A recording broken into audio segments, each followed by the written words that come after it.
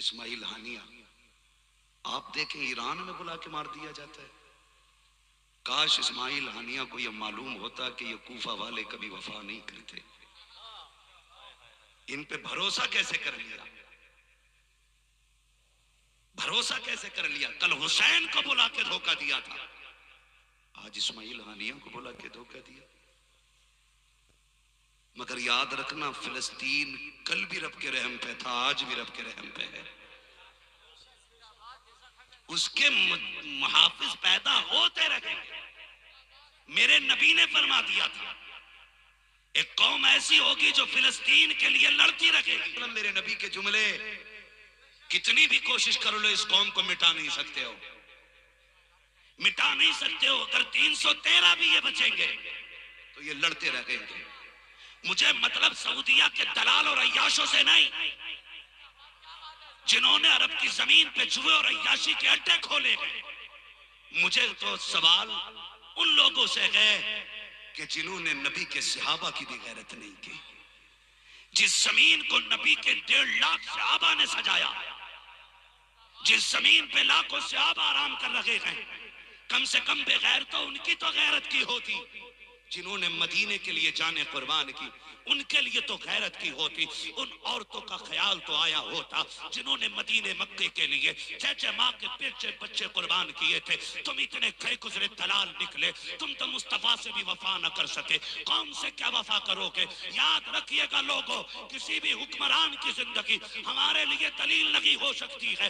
اگر کعبے کی چابی ہاتھ میں رکھتا ہو اور یزیدیوں کی ناجائز اولاد ہو، ہمارے لیے کعبے کی چابی ہونے والا کافی نہیں ہے۔ ہمارے لیے کافی ہونے کے لیے محمدی ہونا ضروری ہے۔ محمدی وہ ہوگا جس کے سینے میں عمر والا جذبہ بھی ہوگا، ابو بکر والا ایمان بھی ہوگا۔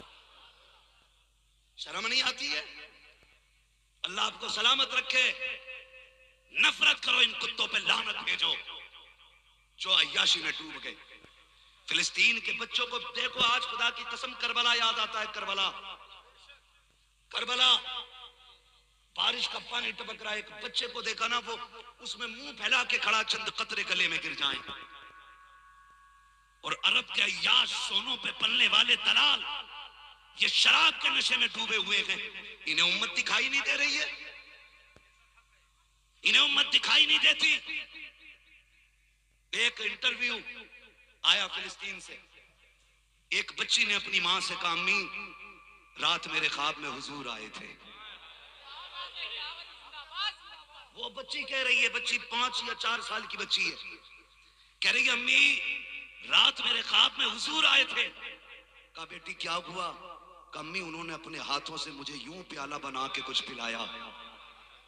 5 سال کی بچی کہہ رہی ہے انہوں نے اپنے ہاتھوں سے کچھ بنا کے مجھے پلایا۔ کہتی ماں نے کہا بیٹی ذائقہ کیسا تھا؟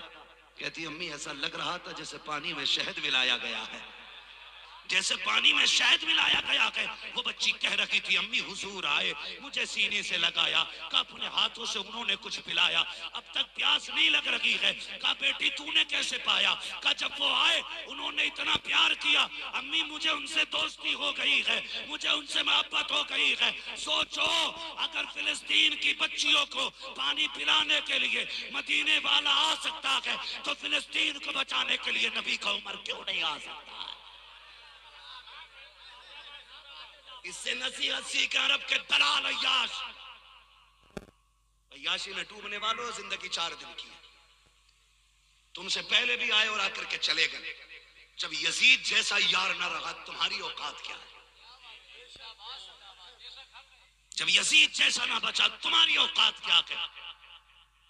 مسلمانوں پوری دنیا آج ان مظلوموں کے ساتھ ہے، ہر دھرم کا بندہ ان کے لیے دعا کر رہا ہے۔ سوشل میڈیا پہ چیک کیجئے، ہندو مسلم سکھ عیسائی سارے لوگ نندا کرتے ہیں ان لوگوں کی کہ بچوں کے ساتھ یہ رویہ۔ جنگ جنگی اصول سے ہوتی ہے، جنگوں میں بچے نہیں مارے جاتے۔ اور اسلام کی تو یہ تاریخ رہی ہے، جب میرے نبی نے پہلا لشکر اسلام کا تیار کیا جسے بدر کا لشکر کہا جاتا ہے، اور 313 سجائے میرے نبی نے، تلواریں بھی پوری نہیں تھی، خنجر بھی پورے نہیں تھے، کسی پہ ڈھال ہے تو تلوار نہیں، کسی پہ تلوار ہے تو ڈھال نہیں، ہیں 5-6 گھوڑے 7-8 اونٹ خالی ہاتھ دوڑ لیے. یہودی وہ کہنے لگے, دشمن اسلام کہنے لگے کہ بھئی خالی ہاتھ لڑنے چلے آئے, تمہیں ماں پیاری نہیں ہے؟ ماں پیاری نہیں ہے؟ بڑی پیاری بات کہی تھی. انہوں نے کہا تھا نہ تاج و تخت پر کیا ہے, نہ زہد و اتقا پر ہے, ہمارا ناز جو کچھ ہے محمد مصطفیٰ پر ہے. کہا تم خالی ہاتھ دیکھ رہو, ہم حضور کے باہر بھروسے آئے ہیں, اور میرے نبی نے خالی ہاتھ والے بندوں کے ہاتھ میں لکڑی دی. لکڑی وہ چلو دوڑ جاؤ, نہ ڈھال نہ زرا نہ بختر نہ سینہ بند نہ کلائی بند, کچھ بھی نہیں. حضور نے لکڑی دی, دوڑ گئے. کیسا عقیدہ تھا, کیسا عقیدہ تھا. حضور نے لکڑی دی ہے تو کام پورا ہوگا, کام پورا ہوگا. عقیدہ اتنا پکا, خدا کی قسم دنیا جانتی ہے تمہارے منہ سے جو نکلی وہ بات ہو کے رکھی. 313 ہی لڑ گئے کہ نہیں؟ 313 بولے ہیں. حضور نے وہ لشکر سجایا تو میرے نبی نے کہا تھا سنیں, بچوں پہ عورتوں پہ تلوار نہ اٹھانا, اور تلوار چلاتے چلاتے اگر کوئی تم سے امان مانگ لے اسے بھی معاف کر دینا. بوڑھوں پہ اور غلاموں پہ تلوار نہ چلانا. لڑنا اس سے ہے جو تم سے لڑنے آئے, سمجھ گئے؟ لڑنا اس سے ہے جو تم سے لڑنے آئے. تم نے جہاد کی تفسیر غلط بیان کی ہے, تم نے جہاد کو قتل عام کہا. یہ قتل عام نہیں, سمجھے اس بات کو. نبی نے کہا بچے اور عورتوں پہ ہاتھ نہ اٹھانا, اور اس پہ بھی ہاتھ نہ اٹھانا جو امان مانگ لے. امان مانگ لے. جس نبی نے یہ تعلیم دی اس کی امت کے بچوں کو بموں سے اڑایا جا رہا ہے, اور بغیرت عیاشی میں ڈوبے پڑے. شرم نہیں آتی ہے؟ تم ساتھ نہ دو گے تو کیا بنے گا؟ کوئی فرق نہیں پڑتا. ہمارا رب ایسا قادر مطلق ہے, اگر پوری دنیا بھی خاموش ہو جائے تو وہ پتھروں سے لا الہ الا اللہ کہلوا لے گا. درخت کے پتے پتے لا الہ الا اللہ کہیں گے. اگر وہ چاہ لے تو سنیں. پھر خدا کی قسم دشمنوں کی جماعت سے اپنے دوستوں کی جماعت نکال لیتا ہے. تاریخ گواہ ہے. ڈاکٹر اقبال نے نہیں کہا تھا ہے آیا یورش و تاتار کے افسانے سے, پاسباں مل گئے کعبے کو صنم خانے سے, تشت تو تشت ہیں دریا بھی نہ چھوڑے ہم نے, پہرے ظلمات میں دوڑا دیے گھوڑے ہم نے. بھائی سمجھے ذرا, کربلا شریف کو دیکھیں, ایک ہی اونٹ پہ 3 لوگ بندے, 3 مشکل گھڑی تھی. اہل بیت اطہار کے لیے قیدی بنا کے چلائے گئے. آگے آگے ڈھول, ان کے پیچھے امام حسین کا سر, ان کے پیچھے باقی نیزوں پہ باقی شہیدوں کے سر, اس کے پیچھے قیدی, سب سے پیچھے سیدہ سکینہ. توجہ ہے؟ چلوں آگے, بس یہ بات پوری کر لوں تاکہ ڈھول سمجھ میں آ جائے کہاں اور کیوں ہوا تھا اور کیسے بچا تھا. قافلہ چلا, جب ایک شہر سے گزرنے لگا نا تو ایک شہر میں ایک نابینا اندھا تھا, بھیک مانگ رہا تھا. انگلی پکڑ کے ایک بچے کو ساتھ لایا تھا تاکہ وہ اسے راستہ دکھائے. وہ کھڑا ہوا, ڈھول کی آواز آئی, اس نے کہا لگتا ہے کوئی بڑا جشن ہے. اندھے نے کہا سوالی. بچے نے کہا مطلب کہا لگتا ہے کوئی بارات آ رہی ہے اس لیے یہ ڈھول بج رہا ہے. کہنے لگا بیٹے کام کرنا, جب دولہا میرے پاس سے گزرے نا تو مجھے اشارہ کر دینا. دولہا دیکھیں نا ہم نے, اللہ کرے سارے نوجوان دولہا بنے, یہ باپ کا ایک بہت بڑا خواب ہوتا ہے.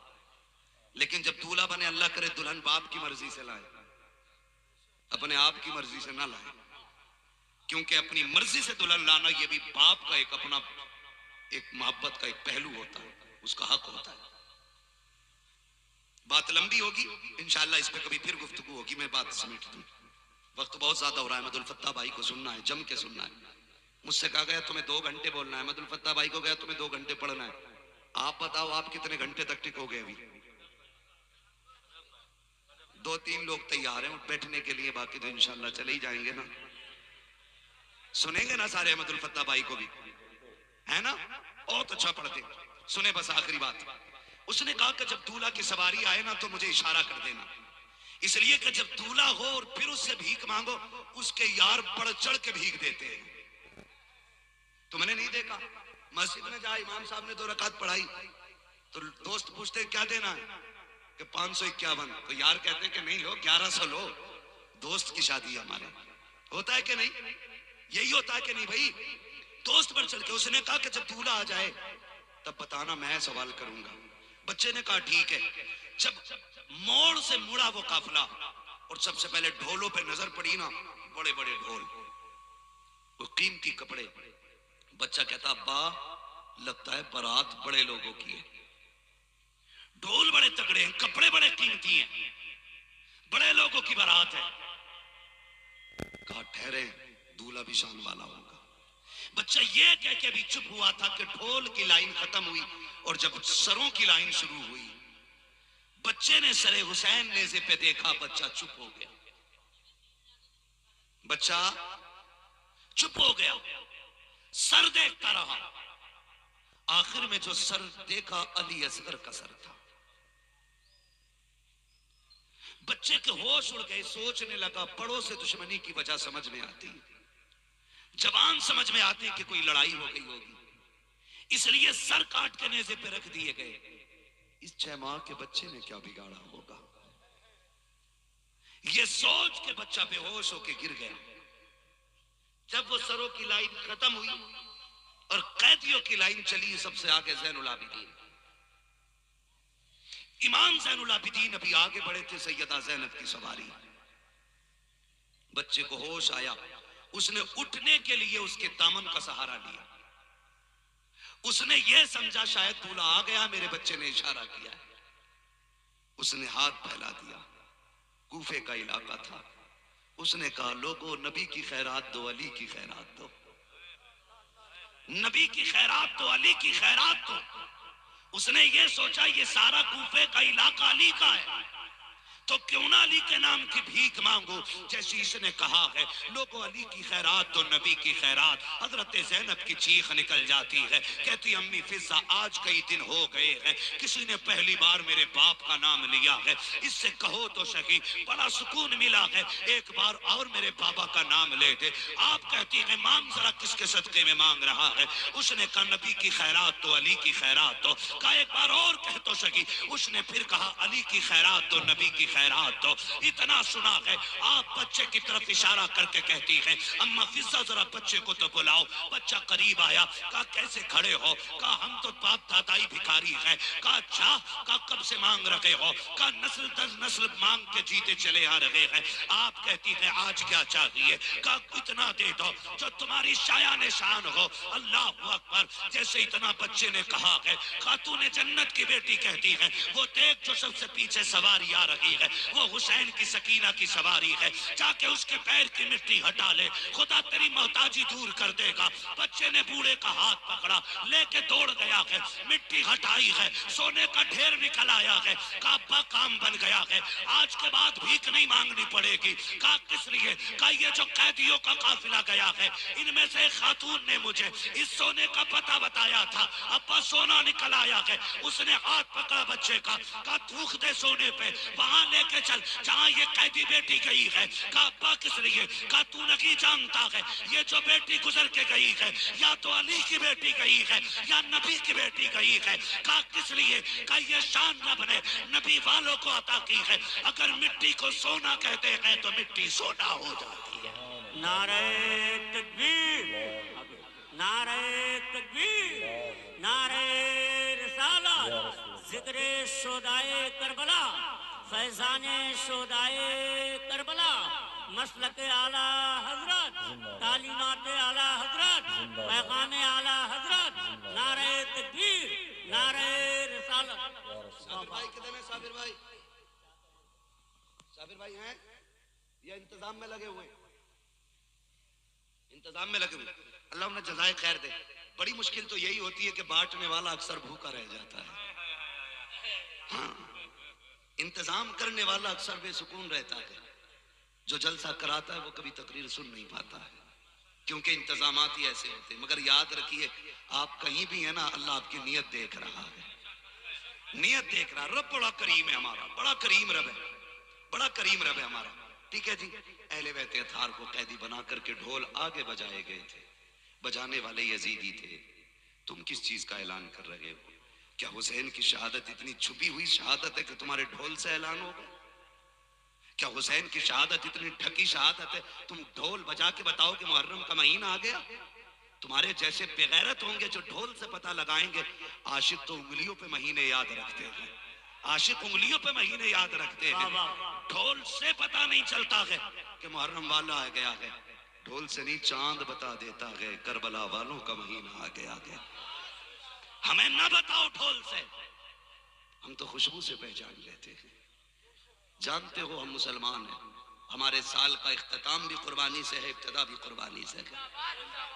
جب ایک قربانی ہو جاتی ہے ہم سمجھ جاتے ہیں دوسری قربانی آنے والی ہے. ہاں تو بھائی خیال کیجئے، خیال کیجئے، توجہ کریں.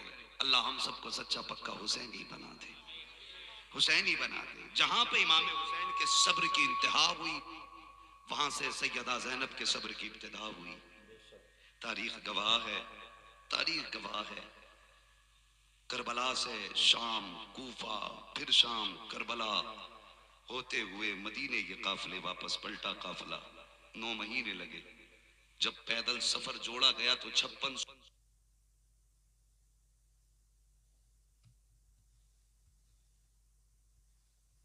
میل مسافت نکلی.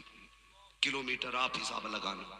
5600 میل پیدل سفر. علی کی بیٹی تیری جرت کو سلام، پیدل چل کے آئی ہے، خالی نہیں آئی ہے، قرآن پڑھتی ہوئی تشریف لائی ہے. جب یہ سفر مدینے میں مکمل ہوا تھا سیدہ زینب کے 72 قرآن مکمل ہو چکے تھے. 72 قرآن. امام زین العابدین کا ہاتھ پکڑا. سجاد جی پھوپھی یہ سامنے کیا ہے؟ کہا حضور کا روزہ، حضور کا مزار ہے، حضور کا مزار ہے. کہا پھوپھی پتہ نہیں آپ کو؟ کہا پتہ تو ہے لیکن تجھ سے پوچھ رہی تھی. کیوں؟ کہ میں نے حسین سے وعدہ کیا تھا کہ تیرے سجاد کو مدینے تک خیریت سے لے کے جانا ہے. لے آئی ہوں، اس لیے میں نے تجھے حضور کی چوکھٹ دکھا کے پوچھا آ گئے نا مدینہ؟ جی پھوپھی. پھر رخ کیا کربلا کی طرف. حسین دیکھ میں نے تیرے سجاد کو خیریت سے مدینے پہنچا دیا ہے.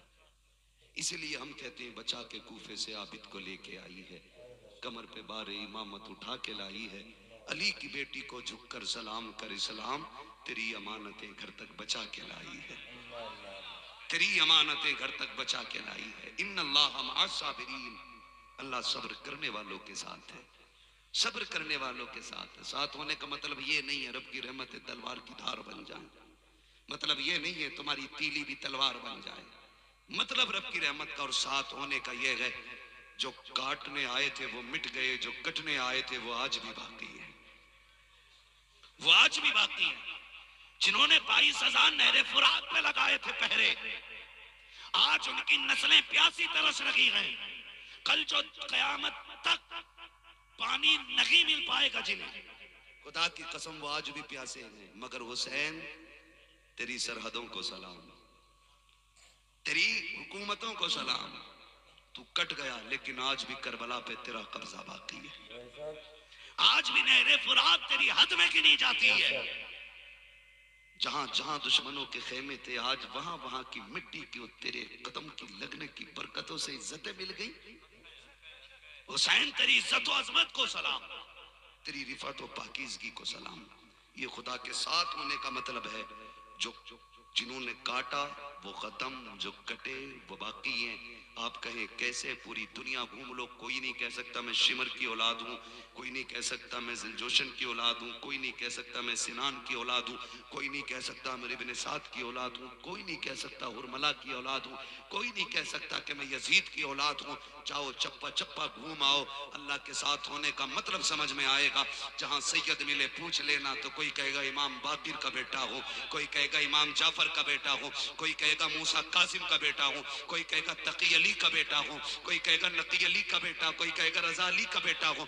دنیا گھوم کے آ جاؤ، لوگ تمہیں تلاش کر لو، ایک کی بات کرتے ہو. ہر گھر کے اندر ایک نہ کی کئی حسین ملیں گے. کوئی احمد حسن ہے، کوئی محمد حسین ہے، کوئی علی حسن ہے، کوئی علی حسین ہے.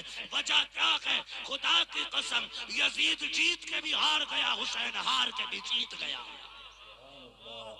قتل حسین اصل میں مرگ یزید ہے. اسلام زندہ ہوتا ہے ہر کربلا کے بعد، اسلام زندہ ہوتا ہے ہر کربلا کے بعد۔